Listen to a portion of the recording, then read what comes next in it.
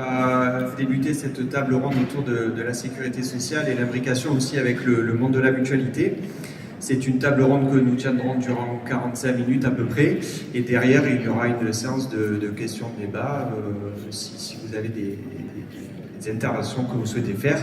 Et à l'issue de cela, il y aura un apéritif qui sera offert, donc ça sera le meilleur pour la fin. Je vais présenter donc la table ronde. Donc, vous avez en premier Emmanuel de Foulois, qui est journaliste à l'AFP et qui est également l'auteur du livre d'Ambroise Croizat qui vous est proposé là-bas, soit la dédicace ou si vous souhaitez en faire l'acquisition. Ensuite, on a Francis Vallée, qui est le président d'Alternative Mutualiste, qui est une union politique de mutuelles. Je vous en dirai un petit peu plus tout à l'heure. Et Jean-Marie Angéli, qui est secrétaire général de la CEPAM 13 pour la CGT, et donc qui travaille à la Sécu des Bouches-du-Rhône. Ma première question, elle portera pour toi, Emmanuel. On l'a vu tout à l'heure, le Conseil national de la résistance s'est réuni durant l'enclave en toute clandestinité et a rédigé un programme pour l'après-guerre intitulé « Les jours heureux ». Il sera publié le 15 mars 1944 et dans lequel il y a un plan complet de sécurité sociale. Un homme va s'engager totalement dans sa création. Peux-tu nous dire un petit peu plus qui est cet homme, quel a été son parcours, quelle vision il avait et avec qui il a travaillé, mais aussi il a fait face à des opposants et on aimerait savoir un petit peu qui s'est mis en travers de son chemin.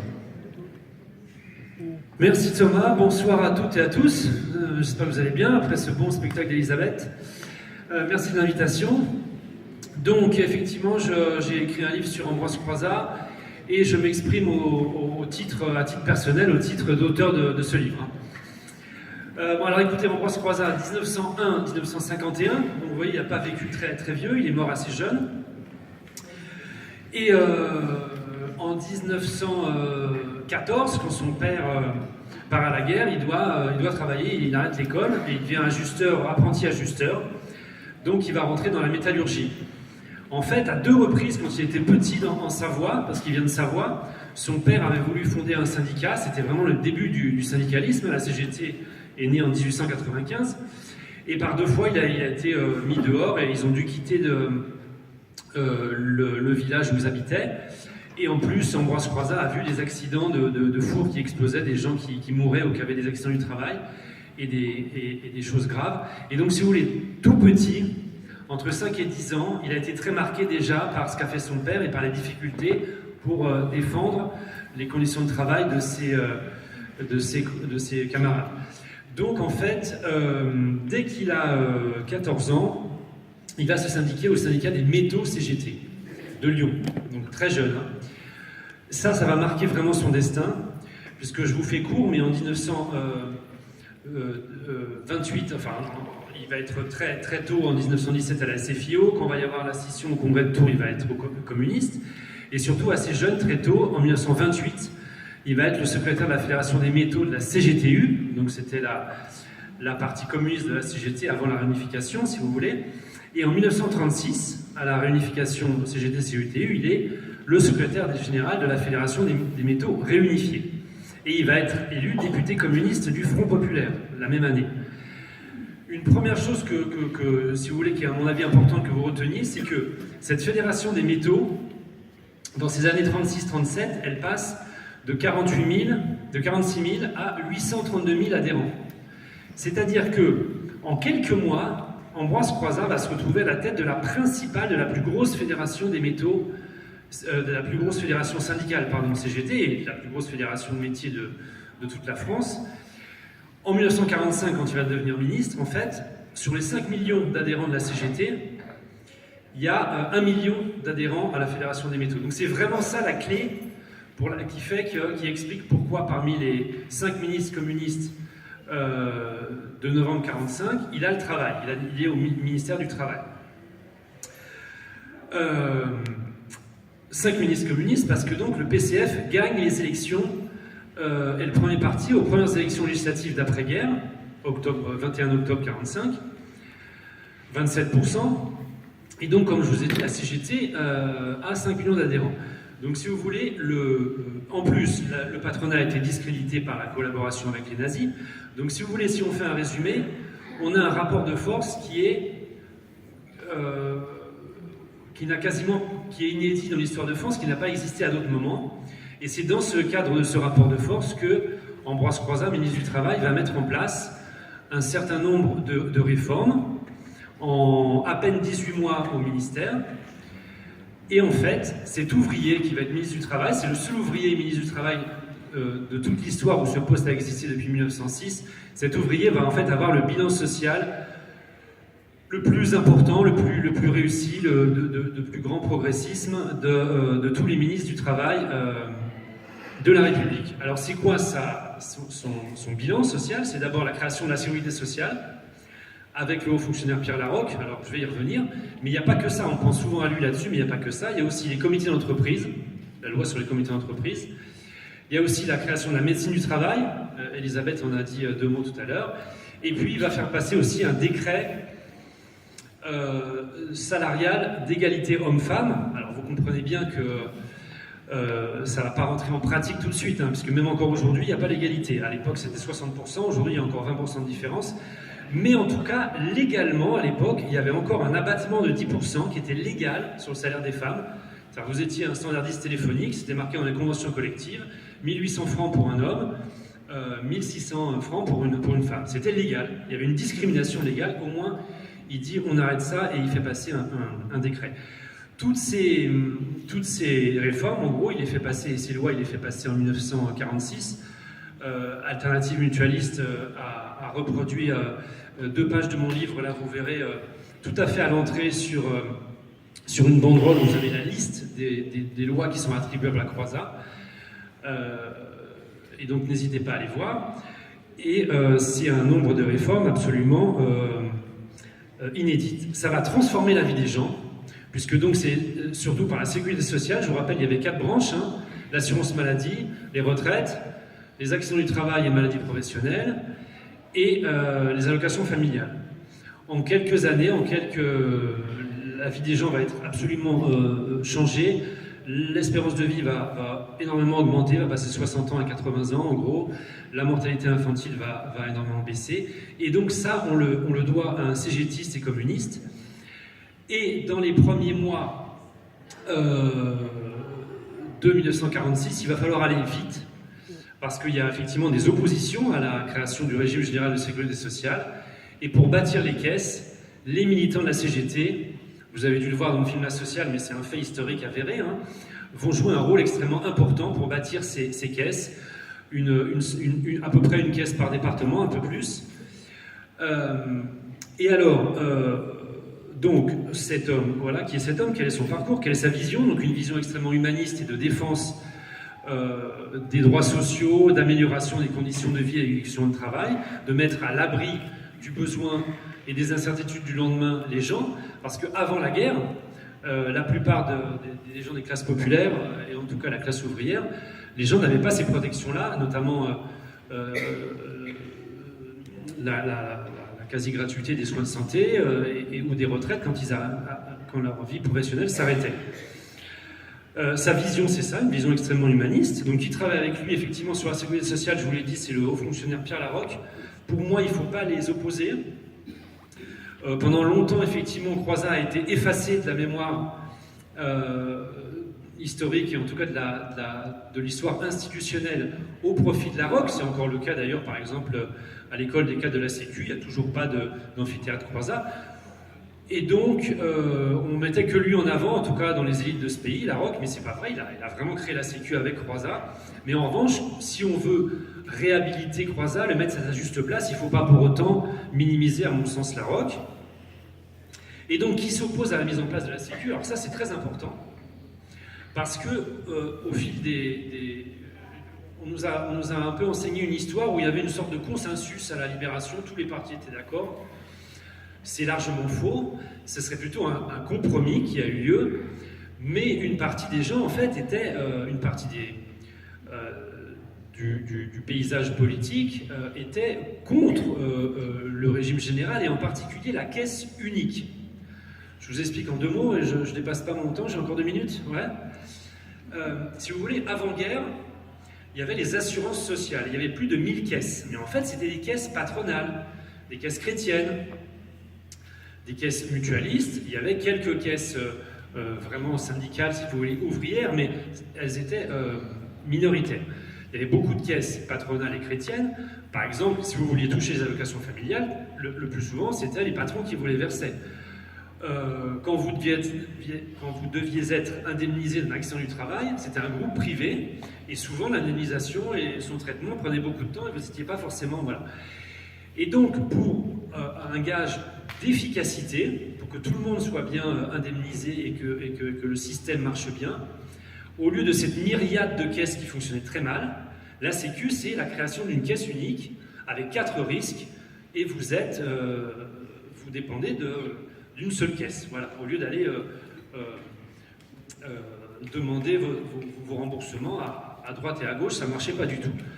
Mais en réalité, en fait, et ça c'est une chose que j'apporte un peu nouvelle dans mon livre, l'ordonnance du 4 octobre 1945, qui va être le texte, disons, de fondement de la Sécu, même si après il y a beaucoup de lois en 1946 de Croizat pour la mettre en place. L'ordonnance du 4 octobre 1945, en réalité, elle a été votée en juillet de 2 mois avant, et il y avait un désaccord en fait. Elle a été votée par une majorité de l'Assemblée provisoire CGT, PCF et SFIO, mais la droite, le centre droit MRP et le syndicat CFTC ne voulaient pas de cette caisse unique parce qu'ils voulaient garder les caisses d'avant-guerre. Donc eux, ils se sont abstenus, ils n'ont pas voté pour. Voilà, première chose. Et deuxième chose, alors que ce soit d'une part sur l'assurance maladie ou d'autre part sur les retraites, ce que aurait souhaité Croizat et Larocque, c'est-à-dire la généralisation de la Sécu, c'était vraiment à tout le monde sur tous les risques, elle n'a pas vraiment pu se mettre en place parce qu'il y a eu effectivement des oppositions. Par exemple, les cadres n'ont pas voulu être dans le système de retraite, c'est pour ça qu'il y aura quelques années après la création de l'AGIRC. Les professions libérales indépendantes n'ont pas non plus voulu en faire partie, et la mutualité, en réalité, puisqu'elle avait un certain pouvoir avec ses caisses avant-guerre, n'a pas soutenu dans les premiers mois et ne voulait pas du régime général. Ils ont mis des affiches dans les rues de Paris, puis j'imagine dans d'autres rues du pays, mais vous allez porter atteinte à la liberté des assurés. Voilà. Mais que ce soit Croizat ou Larocque, ils savaient que c'était largement illusoire, cette soi-disant liberté, parce qu'en fait, vous étiez souvent, vous deviez dépendre d'un patron. Et donc, si vous voulez, la création de la Sécu, ça met aussi fin surtout au paternalisme qui existait avant-guerre. Et donc, pour cette raison que la mutualité, dans un premier temps, était contre. Et pourquoi ? Parce que, notamment, on met en place aussi une gestion des caisses par les assurés eux-mêmes à travers leurs représentants, et comme Elisabeth l'a très bien dit, 75% de sièges dans les caisses pour les syndicats, 25% pour le patronat, en tout cas jusqu'en 1967. Et grâce à ces réformes et à cette vision, eh bien, la vie des Français va en être changée. Et jusqu'en 67, ça a très très bien marché. Pourquoi ? Dernière chose, parce que la vision principale, c'était de dire on détermine d'abord les besoins des êtres humains pour qu'ils vivent, c'est-à-dire comment ils peuvent être soignés, quel niveau de pension ils ont besoin une fois qu'ils arrêtent de travailler. Donc on détermine d'abord les besoins, et ensuite le taux de cotisation, puisque la cotisation est centrale dans le financement, on l'a fait évoluer pour répondre à ces besoins. C'est-à-dire les besoins, le financement. On y reviendra plus tard, mais aujourd'hui, en fait, c'est le contraire. On établit d'abord un plafond de financement, et ensuite, malheureusement, c'est les besoins qui en pâtissent. J'espère avoir tenu les 10 minutes et avoir été clair. Je vous remercie. Emmanuel, on va revenir sur notre chère sécurité sociale. Donc, à l'issue de son vote, donc elle est votée, il est créé des statuts, un fonctionnement est acté. Bon, maintenant, il faut concrétiser tout ça sur le terrain. Comment cela va se passer ? Qui s'engage dans ces réalisations, pardon, et quelles étaient déjà les structures en place qui ont pu accompagner à ces réalisations ? Oui, c'est vrai que j'ai un petit peu tout à l'heure déjà répondu à cette question dans la première partie. Écoutez, je vais essayer d'insister sur 2-3 points à ce sujet. D'abord, vraiment, il y avait un rapport de force, comme je vous ai dit, favorable au camp du progrès social et de l'humanisme, du partage des richesses. On avait une CGT à 5 millions, la Fédération des métaux de Croizat était forte d'1 million de personnes, et donc il avait du pouvoir pour imposer ces idées-là. C'est vrai qu'aujourd'hui, dans un pays qui est plus peuplé, on a une CGT à 600 000 adhérents. Bon. Donc il faut se syndiquer, il faut faire syndiquer des copains, des voisins, et puis il faut faire des alliances en réalité, parce que le rapport de force il n'est plus le même. On n'a pas comme ça une classe sociale comme les métallos à l'époque, d'avant-garde, qui est capable de renverser la table, si j'ose dire. Vous voyez ce que je veux dire? Donc, première chose. La deuxième, c'est qu'effectivement, ce rapport de force, il a créé un enthousiasme, et là je répondrai directement à tes questions, incroyable. Tous ces militants qui bâtissent des caisses, ça se fait en quelques mois. Comme a dit exactement Francis, on mêlait le travail au militantisme de façon extrêmement enthousiaste. Et il y a j'allais dire une anecdote, non, c'est pas une anecdote, c'est l'histoire. C'est assez intéressant, c'est-à-dire que la CFTC au niveau national, tout au long de l'année 46, il n'y avait pas encore l'élection, c'était des désignations. Il y aura l'élection à partir d'avril 47, c'est la première élection des caisses d'administration de Sécu. Mais la CFTC au niveau national, comme justement on a supprimé les caisses, les très nombreuses caisses d'avant-guerre, en fait, elles ne veulent pas participer au système. Et bien, malgré ce mot d'ordre, dans plus de 20% des caisses au niveau local, et du fait de cet enthousiasme, ils savent qu'ils vont participer à la gestion des caisses, et bien dans 20% de ces caisses, il y a quand même des CFTC au niveau local qui participent. C'est dire s'il y a un effet d'entraînement. D'ailleurs, ça, c'est plus de l'ordre aussi d'anecdote, mais c'est également historique. Quand vous aurez le décès de Croizat et un nombre important de gens qui viendront assister à ses obsèques en 51, vous verrez fleurir des couronnes de germes avec des mots CGT et CFTC de telle entreprise, vous voyez. Donc en fait, c'est vraiment tout le mouvement syndical à l'époque qui... c'est seulement dans un deuxième temps que la CFDT va être créée avec scission de la CFTC en 61. Mais donc vous voyez bien qu'à l'époque, c'est vraiment tout le mouvement syndical qui est porté par ces nouveaux droits, la fin du paternalisme, une gestion par les intéressés des caisses. Et ensuite, alors, ce qui est important pour aujourd'hui, donc comme je vous ai dit, qu'est-ce qui se passe quand on supprime les 1000 caisses d'avant-guerre et qu'on crée la Sécu? C'est que les gens qui travaillaient, dans un groupe privé, qui chez un courtier, qui dans des caisses patronales ou chrétiennes, on leur donne le choix, mais en gros, il y en a beaucoup qui vont venir travailler dans la Sécu. Donc par exemple, aujourd'hui, si on avait comme mot d'ordre, quand on a comme mot d'ordre le 100% Sécu, alors ça peut vouloir... c'est assez large. Par exemple, la CGT, les organismes sociaux disent par exemple les crèches ou les assistantes à domicile, ça devrait être dans la Sécu. Oui. Ça fait partie du truc. Mais quand on dit 100% Sécu, c'est quand même de dire on rapatrie les mutuelles et les assurances privées au sein de la Sécu. Et bien donc... Mais certains diraient, mais vous n'y pensez pas, on va pas faire travailler des gens d'Alliance, d'AXA, de la mutuelle familiale, je ne sais quelle autre mutuelle, de la MGEN, dans la Sécu. Alors pour la MGEN, non, pas pour les fonctionnaires, mais il y a un précédent historique, c'est 45-46, c'est ce qui s'est passé en réalité. Donc voilà, on dit que c'est utopique, mais ça a existé, pourquoi pas le refaire, et il y a des arguments à cela, et j'en terminerai là-dessus. La gestion par les mutuelles et les assurances privées, ça coûte plus cher que la gestion par la Sécu. Ça coûte 8 fois plus cher. Pour quelle raison? Parce qu'ils sont mis en concurrence entre eux, il y a pléthore de mutuelles, et donc ils doivent avoir un budget de marketing, de communication, de recherche de clients, première chose. Et pour ce qui est des assurances privées, ils doivent rémunérer leurs actionnaires. La Sécu n'a pas tout ça, et donc il y a eu des rapports tout à fait... qui ne sont pas des rapports d'opposants, qui sont des rapports ministériels pour dire que chaque année, si on rapatrie les mutuelles et les assurances privées dans la Sécu, on gagne 5,4 milliards d'euros. C'est quand même pas rien, et c'est un bon argument pour avoir ça comme but, en tout cas ultime, parce que ça Francis l'a pas dit, mais c'est la suite de son discours, si j'ose dire, par différentes étapes législatives, réglementaires, notamment une directive européenne, et finalement, une grande partie du monde mutualiste s'est rapprochée du mode de gestion des assurances privées, quand les assurances privées sont rentrées aussi dans le système. Et c'est-à-dire que, par exemple, quand vous avez le vocabulaire de la franchise médicale, c'est-à-dire qu'on doit payer 2 € sur une boîte de médicaments, là, ça va passer à 4.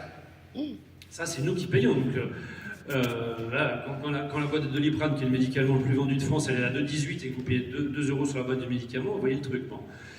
La franchise médicale, ça vient du vocabulaire de l'assurance privée, parce que ça vient de la franchise des voitures.